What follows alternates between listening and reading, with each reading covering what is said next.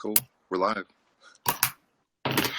Hi guys, this is Grit Live. We come to you every weekday at 12:30. Today we've got a guest. His name's Mike. Mike's going to tell you a little bit about his story and about uprooting your life and really taking the courageous path. You know, the path, maybe the path less traveled. Robert Frost. Thanks for the quote. But this is Mike. I'm really excited for this interview. Actually, you guys were on. If you were on here last Friday, you got to see the debacle of technology, the Bluetooth devices, the things they weren't supposed to be connected to, and all sorts of stuff. But Mike, you want to just tell a little bit about yourself, kind of introduce yourself to them, and then we'll kind of get into more based off of that. Yep. Yeah. So I'm Michael Rostowski. I do coaching for men. I run a company called The School for Men. I've helped just hundreds of men all over the world become better fathers and leaders. I've also been on a 3-month road trip with my partner Molly. So we've been driving America. Like we have basically like 4 days left. So for the past April, May, and June, we've been driving across the country, hosting workshops on love. It was called the Follow the Love Tour. And we're just hosting like little soul gatherings in 22 different cities. We actually canceled it, canceled the teaching part about two-thirds of the way in, because the pace of the teaching was like insane. We were just kind of burning out a little bit. So just like in training, right? So it's like if you just overtrain, or like if you do squats every day, like your body is just like, fuck, all right, this isn't working. So we made changes to the trip. Yeah, so today I run a business really extremely part-time, which gives me a lot of time freedom to just like do things that I love, to like really explore. Lately it's been like a lot of concepts around like spirituality, also like body movement. I love Ido Portal. He's probably like one of my biggest heroes, like when I think of people who I would like love to have. Oh yeah, like top 3 people on earth who I'd like want to like have lunch with and hang out with. Like I just movement is just it's such a like, I think, vital part of our emotional well-being that like a lot of people don't link those together. And I've even noticed on the road for the past 3 months, like I haven't been moving as much as I normally do when I'm home, and just like my body gets like even like a little crunchy or like a little angry, because muscles are designed to move. So when I'm not moving, it's like my muscles are screaming out like, hey, like I'm not doing my purpose. And then yeah, exactly. Kind of agitated.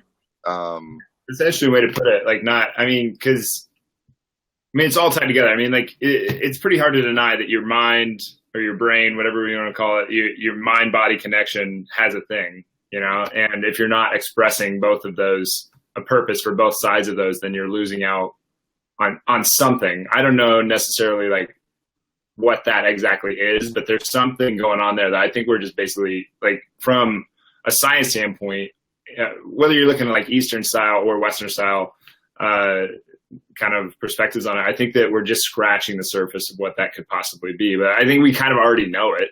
Like you sit for a long period of time in a car and you get frustrated and your body doesn't feel good, your brain doesn't feel good. It's kind of like, duh, you know? But yeah, it's like I've been really getting to the like back to the basics lately. Like I've been on kind of like a personal development journey probably since like high school, when I stumbled into like the self-help section in the library and just started like, that's how you all got started.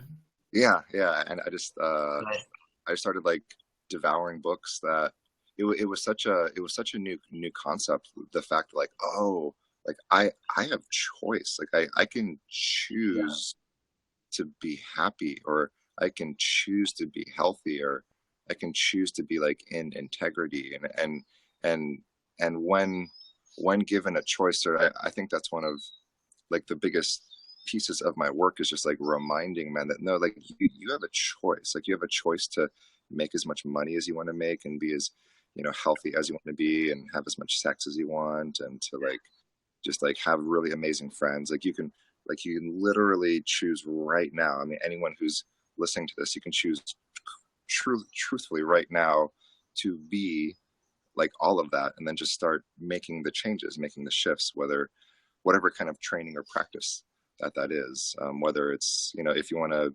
boost your business, you start like studying sales and marketing and hanging out with really like wealthy entrepreneurs. If you want to, get in shape, you join CrossFit, or do like, you commit to something, and like it's literally just a choice. Yeah, no, I completely agree. Like, we talk a lot about like self-responsibility.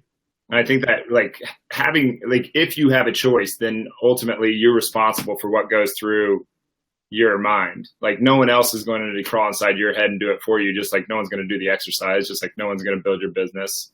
No one's going to drive you across across the United States to do the tour that you're doing right now, unless you hired them to do it.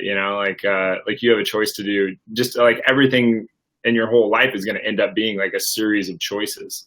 It's kind of an amazing thing. Like when you stop and think of the responsibility that you really do have, like it's both sides, right? So it's like daunting, and then it's like, holy shit, this is great. It's kind of like the time flies, but you're the pilot.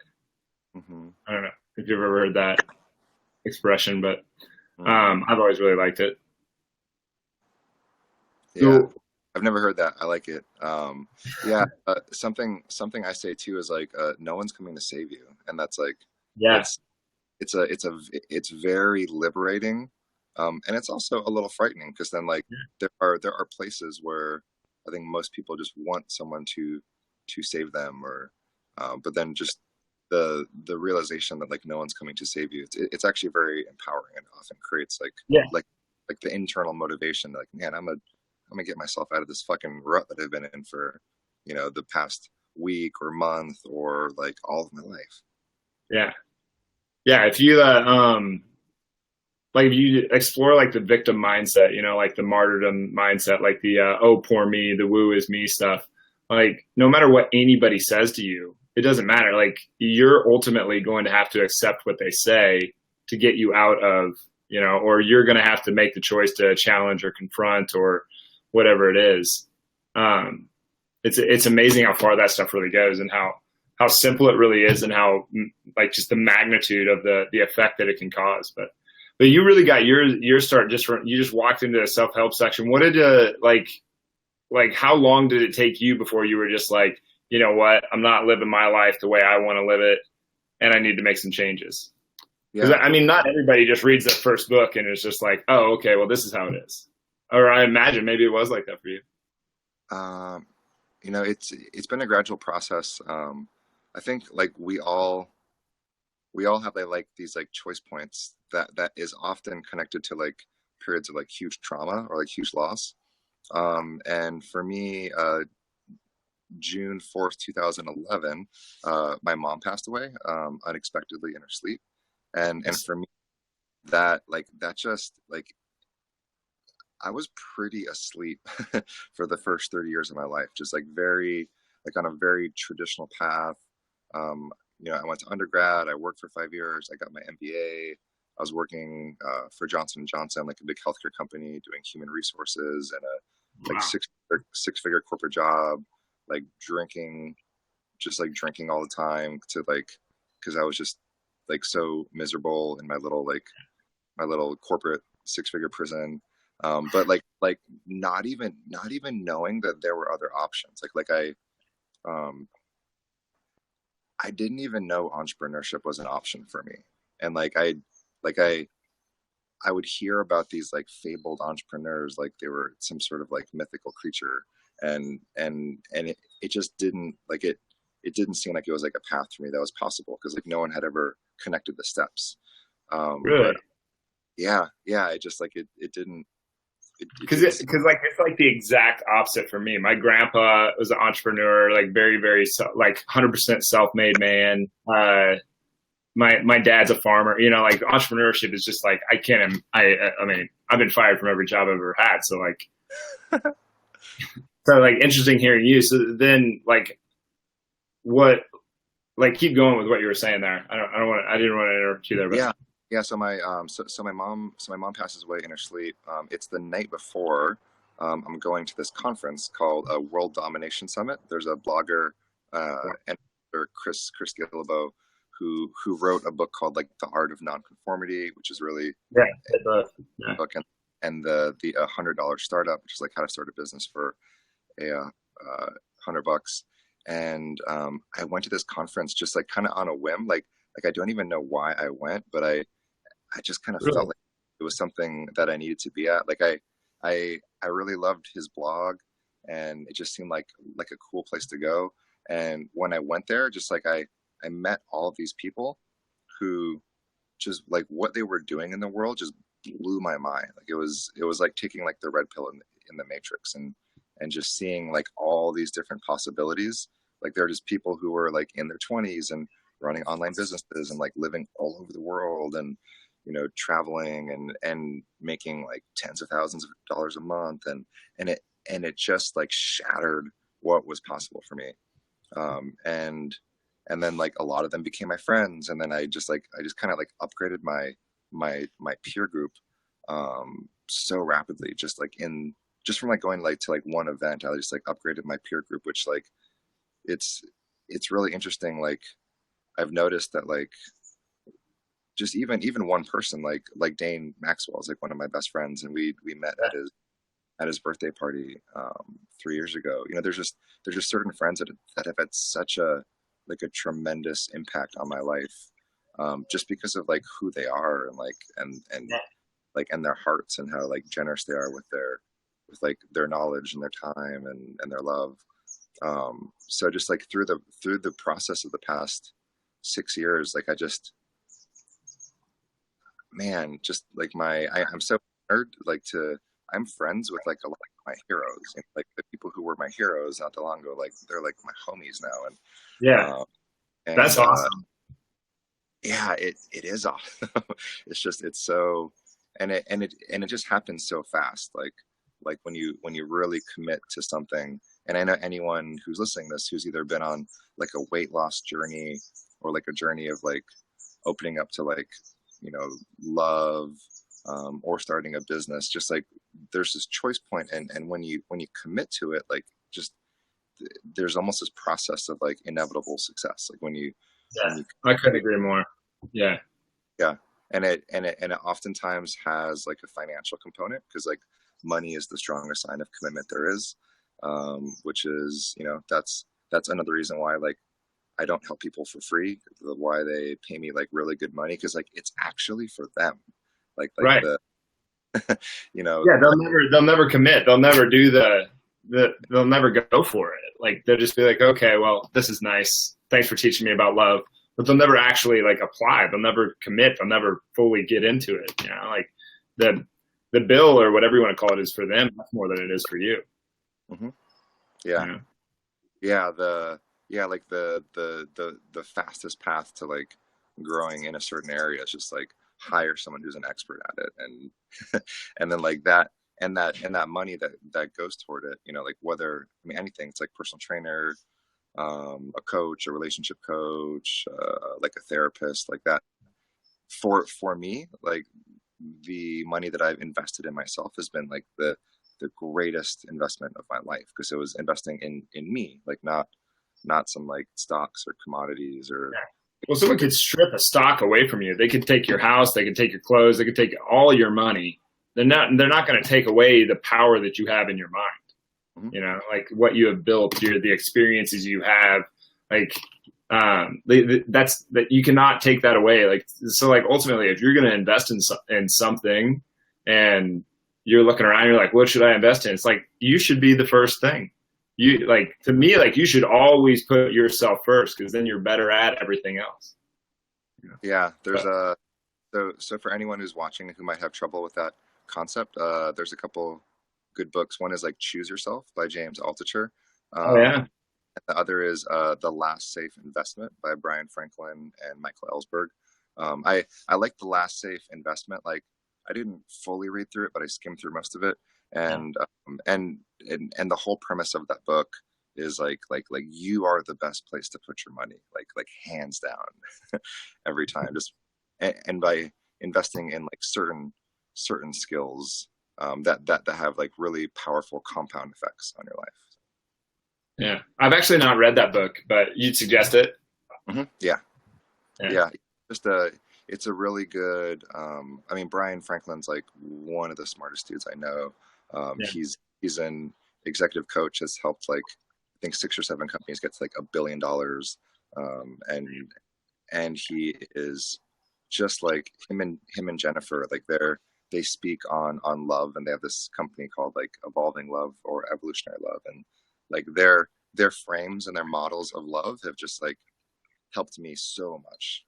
So he's like a really, really, really special person. Both of them are. They're super special. So highly recommend anything that comes from those two, including The Last Safe Investment. Yeah, yeah. Is it kind of interesting? Like you look at people like that, and like something that I try to do. I don't really like the word reverse engineer, but like thinking of all of the personal growth that they had to do to get to where they are, and you're on a path, or I'm on a path, or all these other people that are kind of on this personal growth path in the areas, health, wealth, relationships, time, whatever, your 4 great resources. Think of how much growth that they had to do to get to where they are, and you're trying to work your way up beyond them. I mean, that's my thought anyway. I learn as much as I possibly can from a mentor for until I think that I'd probably surpass them, and then I move on to another mentor. I don't know if you do the same thing, but it kind of just blows my mind the level that those people had to get to be able to do that thing that they're able to do, because they just weren't born with it. Yeah, definitely not people. I mean, there's definitely like elements of like nature nurture.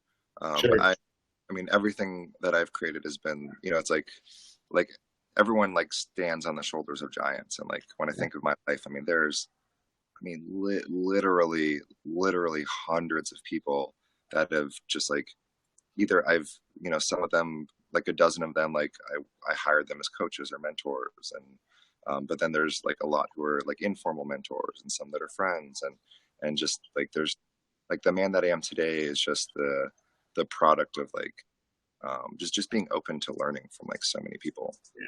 And being super receptive, and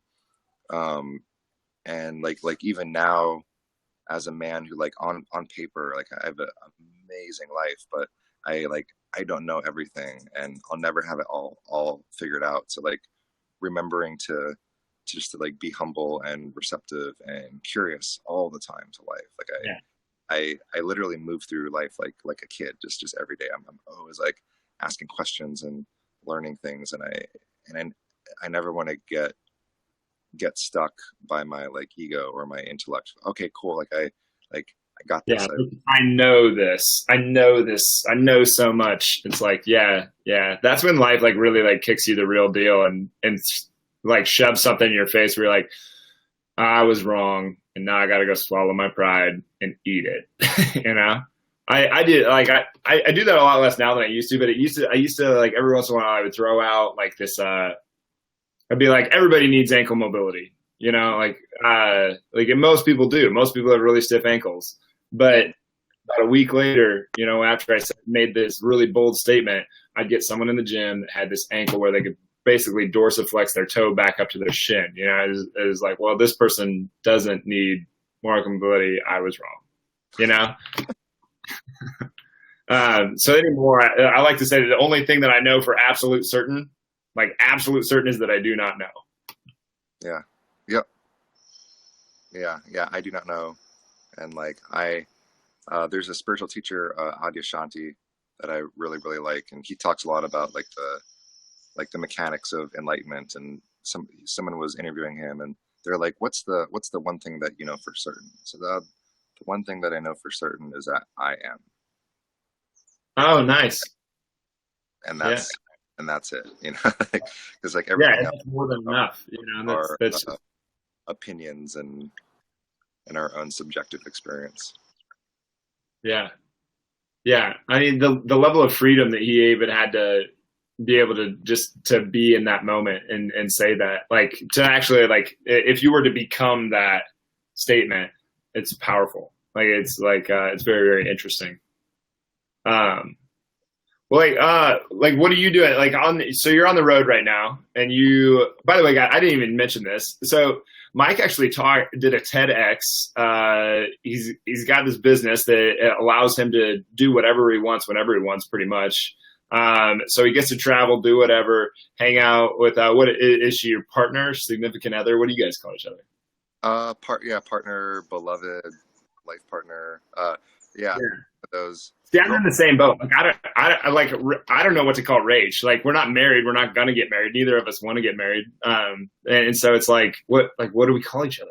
Because like girlfriend, boyfriend just sounds really funny. Yeah, that sounds a little too juvenile for me. Yeah, I like partner. I like Yeah. beloved too. Like this is my Yeah. beloved. I, I, I wonder how that would work out. I bet Rach would be like, why are you like that? What are you what are you talking about, bro? Yeah. Like she could probably say that to me, but like me saying that to her, she'd probably be like, what the fuck? But no, actually, we met.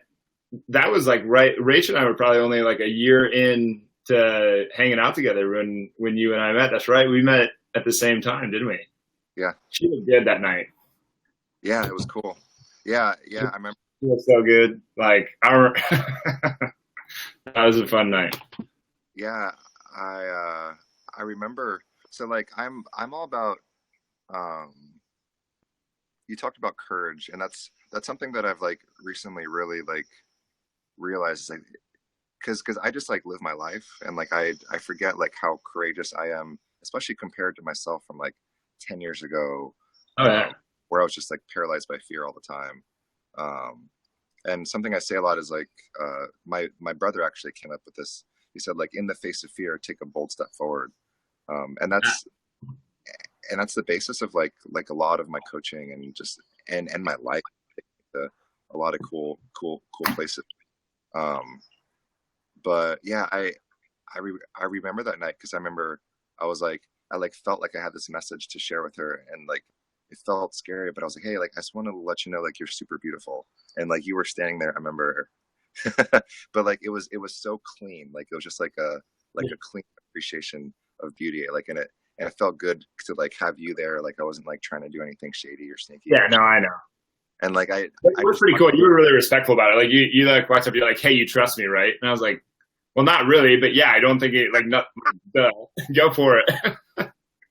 but that's like I just thought of that moment because that's really how I live my life. And like I Yeah. guess I my clients pay me to ask them the questions and give them the reflections and like say the things to them that like no one else would dare say to them, but it's so valuable to get those like unique perspectives, or just to like have the truth. Like just the truth is always super valuable, and it's super freeing, and it's super healing. So something Yeah. that I really have been doing for I think like the past 5 years or so, and it's been like a constant evolution of just being more and more comfortable talking about things like sex or masturbation or porn, or like my relationship with alcohol or drugs, or like or God. That's a pretty big one for a lot of people. Like it's been Yeah.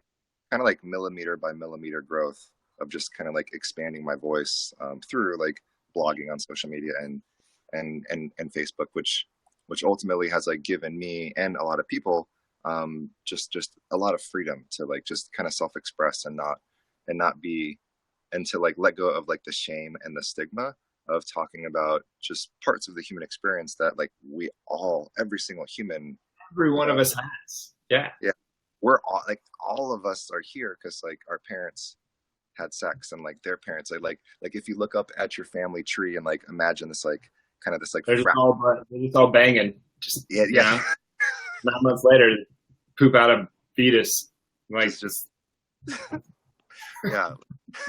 Totally normal part of like being human. And so I like that's a lot of like what I do is just to like unstigmatize things, and then just to remind people like there's nothing wrong with you, like there's literally yeah. nothing with you. And like there's you're not a sinner, you're not evil, like you're a human being, like just like me, just like everyone. Yeah, and we have way more in common than our inner commonalities are just extreme. I mean, they're massive. Our external differences are like, you know. Yeah. Yeah. Soup. Yeah.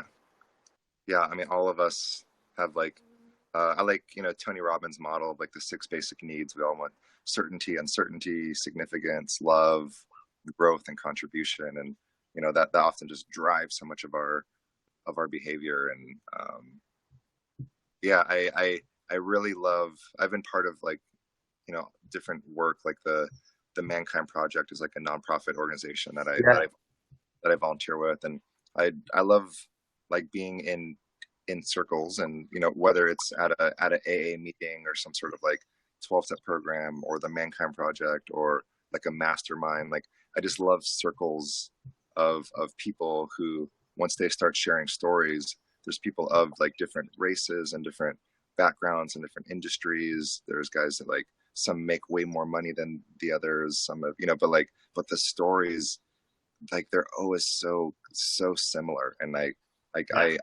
love watching the moment when like someone shares a story and then five other people in the room like, oh my god, me too. And then like everyone Like, realizes. and you can see it on their faces too, of the people who don't express, hey, me too. Like you can see it, like it's like you related, like everybody relates on some level, and it's just like, holy shit. Mm-hmm. Yeah, it's wild.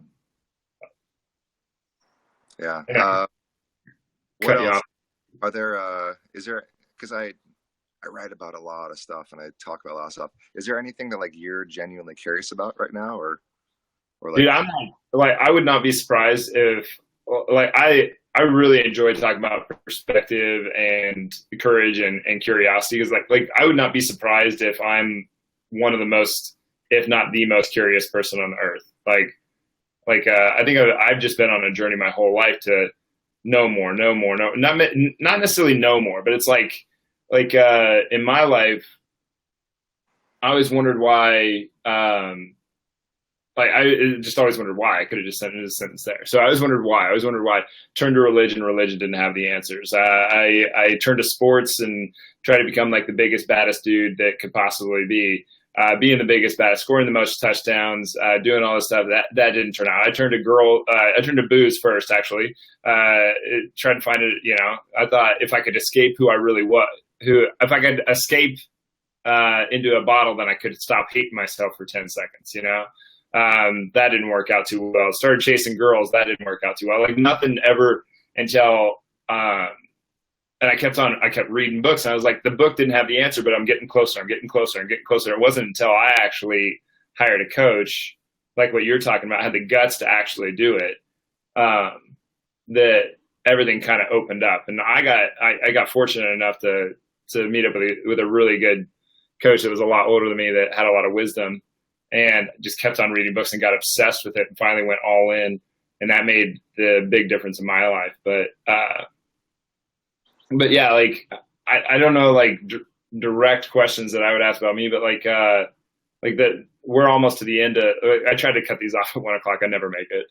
But like the courage and the courage to be curious, I think is like the big, if I could emphasize one thing out of this whole talk that we've had so far, is just like, the guts that it takes to be curious and to ask questions and to continue reading and to reflect those on yourself, so that you can internally, or you can work on your internal self.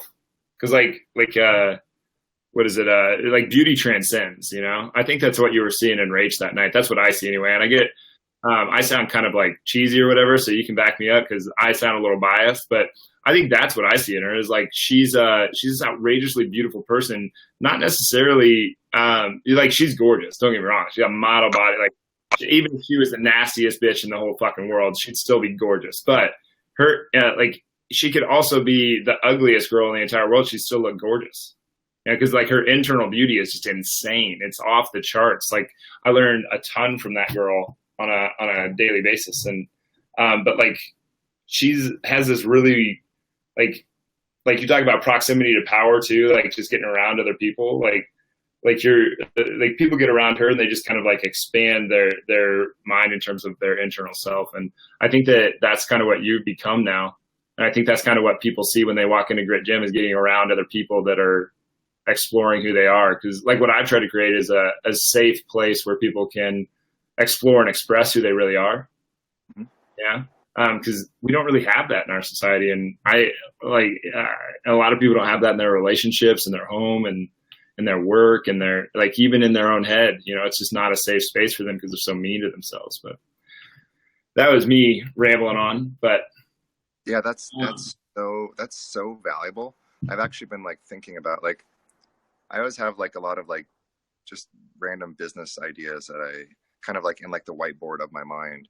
And yeah, and something that I've been thinking about is like we really don't have like a town square or like a place where just like we connect. Like, in our cities there's really not like like even like a safe space where people can go to and it's like just hang out with other people and be safe to like explore and express. So the fact that you do that, you know, at your gym, and like I think as leaders, and like, I mean, anyone watching this, you're a leader because like we all are. yeah, A, we all a are. build, building community is something that's just like it's such a vital thing, I think, for all of us as we become more and more separate because of like social media. Like, there's just, when we go on social media, it's nothing but like opposing viewpoints and a lot of just Yeah, kind of a lot of shit, which like makes us more separate from everyone else in the world. And I see like creating little like pockets of community as just being like so vital for all of us to just survive. So the fact that you're doing that is just like it's it's such a huge benefit. Like whatever the the the gym dues are, it's like it's so much more than a gym. Like it's like a gym times 100. Like if you can actually create that safe place to like express and explore. So yeah, hopefully, yeah. And like I definitely like social media is creating. Like, I don't think it necessarily creates it. I shouldn't. I'll backtrack here a second. Uh, but like it's uncovering. Like, I think this is what happening. I don't know, but I think what's happening is it's uncovering how like how much of a mess we really are on an individual level, but like on a grand scheme. Like how much deep and painful stuff we actually haven't had the guts to dig into ourselves on, or like our emotional IQ, or whatever you want to call it. Like, I think there's like the amount of hatred that's going on. And it includes like if you hate on a bigot, you're still a bigot. mm-hmm. Like, I think that there's a lot of that going on, which is really sad. But hopefully social media can, like, somebody can create a community, or the communities can be made online and in our physical communities, both, to be that safe environment, where people can go like and feel loved and express who they really are, and explore who they really are. But anyway. Yeah, and I like I love a gym being that too, because like I'm really good friends with Mike Bledsoe, who runs Barbell Shrugs. So like I know a lot of like CrossFit box owners through that, and like I've gotten to know them, and just like, and like what I appreciate about that community, which is like just one community, is some of them have done such a good job of like really cultivating community, and like people like they start for the workout, or like they go there for the workout, like they buy the results and they stay for the community, because they're like, wow, Yeah. like I've never, and I know like a couple friends who own boxes across the country, and like just time and time again they say, yeah, like it's like that's my number one job here, is to like cultivate community and connection, and make sure everyone just feels It's done better than, like, but besides their marketing plan that they did a great job on, they're monsters in that department. So, but it's extremely important. I mean, like that's how churches grew. That's how, that's how religion grew. That's how, you look back to the history of it all. But anyway, we're actually 5 minutes over, and I gotta get going here at some point, and you gotta get going because you got a life to live too. But is there anything, like, any like last little bits of nuggets, wisdom drops, you want to drop the mic at the end here, that you want to throw out? Yeah, just the I really want to say it again that there's nothing wrong with you. That's been one of our core teachings that we've been teaching on the road on this Follow the Love tour, and um, that has been one of like the most freeing to really digest that and to like know that like at a cellular level that like wow, like there's nothing wrong with me. That has shifted a lot for me and clients and people who we work with. So anyone listening, I promise you, there's nothing wrong with you, and just literally do whatever that makes you happy, and just our tour was called Follow the Love because like one of our concepts is follow the love, and like you're allowed to. So here's your permission slip from life. You're allowed to like only do activities that you love in a place that you love with people that you love eating food that you love, like you're the creator of this like grand movie script that is your life. So why not just like only do this? Yeah, like why fucking not? So that's the like just like you literally can just do that which you love all the time and nothing else, and then from there you kind of create this like heaven on earth life, and then you end up like i'm in a I'm in a Zen garden in a in the backyard. I'm just hanging out in the Zen garden. Here I am, That's awesome. Just me and Buddha hanging out in the Zen garden because like I can I don't have to be in an office. So yeah, just there's nothing wrong with you, and follow the love, and just do whatever you want because you're allowed to. Yeah, couldn't agree more.